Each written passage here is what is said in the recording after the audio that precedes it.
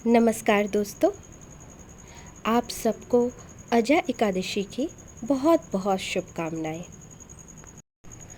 अजा एकादशी को क्यों मनाया जाता है, इस एकादशी को करने से क्या फल मिलता है और इस एकादशी को करने की संपूर्ण विधि आज इस वीडियो में आप जानेंगे। दोस्तों, अजा एकादशी के बारे में संपूर्ण जानकारी जानने से पहले कृपया आप सब मेरे चैनल को सब्सक्राइब कर लें। दोस्तों, मेरा प्रयास रहेगा कि मैं सभी तिथियों के बारे में आप सबको बता सकूं और पूजा विधि विधान व्रत कथा इन सब से भी आपको अवगत करा सकूं। दोस्तों, शास्त्रों में अजा एकादशी व्रत का विशेष महत्व बताया गया है। इस व्रत को करने से साधक को भगवान विष्णु के साथ साथ माता लक्ष्मी का भी आशीर्वाद प्राप्त होता है। साथ ही सभी मनोकामनाएं भी पूर्ण होती हैं। इस साल अजा एकादशी के दिन रवि पुष्य योग समेत 3 शुभ योग बन रहे हैं, जिन्हें बहुत शुभ माना जा रहा है। ऐसे में आप एकादशी पर कुछ विशेष बातों का अगर ध्यान रखें तो श्री हरि की विशेष कृपा प्राप्त कर सकते हैं। अजा एकादशी के दिन व्रत और भगवान विष्णु के साथ ही माँ लक्ष्मी की पूजा करने से आय, आयु और सुख समृद्धि में वृद्धि होती है। साथ ही सभी प्रकार के शारीरिक और मानसिक कष्ट से भी छुटकारा मिलता है। साथ ही ये भी माना जाता है कि इस दिन श्री हरि का नाम जपने से पिशाच योनि का भय नहीं रहता। अर्जुन कहते हैं, हे पुंडरीकाक्ष, मैंने श्रावण शुक्ल एकादशी अर्थात पुत्रदा एकादशी का सविस्तार वर्णन सुना।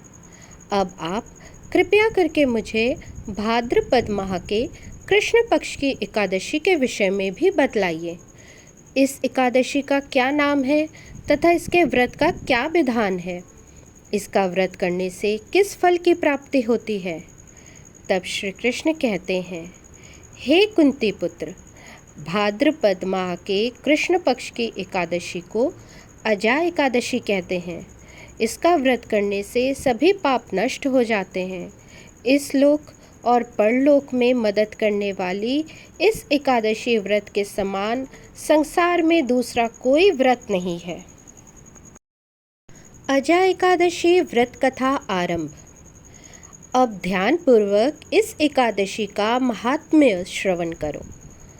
ऐसा श्री कृष्ण कहते हैं, पौराणिक काल में भगवान श्री राम के वंश में अयोध्या नगरी में एक चक्रवर्ती राजा हरिश्चंद्र हुए थे।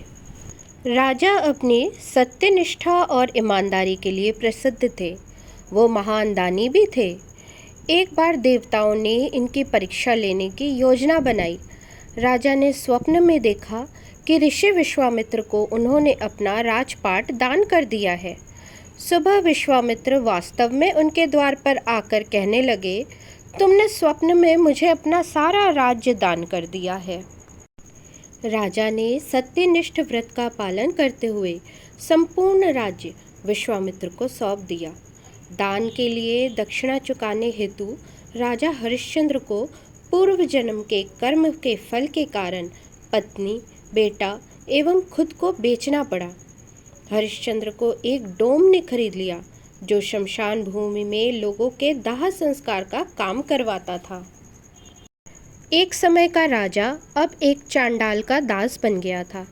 उसने उस चांडाल के यहाँ कफन लेने का काम किया, किंतु उसने इस आपत्ति के काम में भी सत्य का साथ नहीं छोड़ा। इस प्रकार जब कई वर्ष बीत गए तो उसे अपने इस नीच कर्म का बड़ा दुख हुआ और वह उससे मुक्त होने का उपाय खोजने लगे। वह सदैव इस चिंता में रहने लगे कि मैं क्या करूं, किस प्रकार इस नीच कर्म से मुक्ति पाऊं। एक बार की बात है, वो इसी चिंता में बैठे थे कि गौतम ऋषि उनके पास पहुँचे। हरिश्चंद्र ने उन्हें प्रणाम किया और अपनी दुख भरी कथा सुनाने लगे। राजा हरिश्चंद्र की दुख भरी कहानी सुनकर महर्षि गौतम भी अत्यंत दुखी हुए। उन्होंने राजा से कहा, हे राजन, भादो माह के कृष्ण पक्ष की एकादशी का नाम अजा एकादशी है। तुम उस एकादशी का विधान पूर्वक व्रत करो और रात्रि को जागरण करो, इससे तुम्हारे सभी पाप नष्ट हो जाएंगे। महर्षि गौतम इतना कहकर आलोप हो गए। अजा नाम की एकादशी आने पर राजा हरिश्चंद्र ने महर्षि के कहे अनुसार विधान पूर्वक उपवास और रात्रि जागरण किया।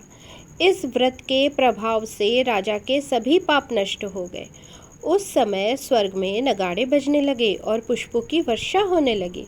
उन्होंने अपने सामने ब्रह्मा, विष्णु, महेश तथा देवेंद्र आदि देवताओं को खड़ा पाया। उन्होंने अपने मृतक पुत्र को जीवित तथा अपनी पत्नी को राजसी वस्त्रों से और आभूषणों से परिपूर्ण देखा। व्रत के प्रभाव से राजा को पुनः अपने राज्य की प्राप्ति हुई।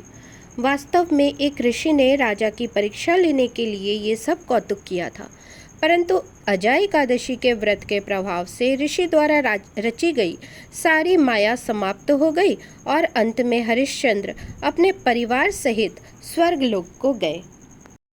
जो मनुष्य इस उपवास को विधान पूर्वक करते हैं तथा रात्रि जागरण करते हैं, उनके सभी पाप नष्ट हो जाते हैं और अंत में वे स्वर्ग को प्राप्त करते हैं। इस एकादशी व्रत की कथा के श्रवण मात्र से ही अश्वमेध यज्ञ के फल की प्राप्ति हो जाती है। जय श्री हरि। दोस्तों, एकादशी व्रत और पूजा विधि बहुत ही सरल है, जिससे कि सभी मनुष्य इस व्रत को कर सके। एकादशी के दिन प्रातःकाल सूर्योदय से पूर्व स्नान और ध्यान कर ले। भगवान विष्णु के सामने घी का दीपक जलाएं, फलों और फूलों से भक्ति पूर्वक पूजा करें। पूजा के बाद विष्णु सहस्त्र नाम का पाठ करें। दिन में निराहार और निर्जल व्रत का पालन करें। इस व्रत में रात्रि जागरण करने का विधान है। यदि आप बीमार हैं और निर्जला या निराहार नहीं रह सकते हैं, तो भी आप कोशिश कीजिए कि आप फल खा के रहें और अन्न का प्रयोग ना करें। द्वादशी तिथि के दिन प्रातःकाल ब्राह्मण को भोजन कराएं, दान दक्षिणा दें या ज़रूरतमंद को भी आप दे सकते हैं। द्वादशी तिथि को दान दक्षिणा देने के उपरांत ही स्वयं भोजन करें। एकादशी व्रत के बाद पारण करने की विधि यही है और एकादशी आपकी पूरी तब तक नहीं मानी जाती है जब तक कि आप नियम पूर्वक पारण ना करें। तो द्वादशी के दिन पारण करना अति आवश्यक है।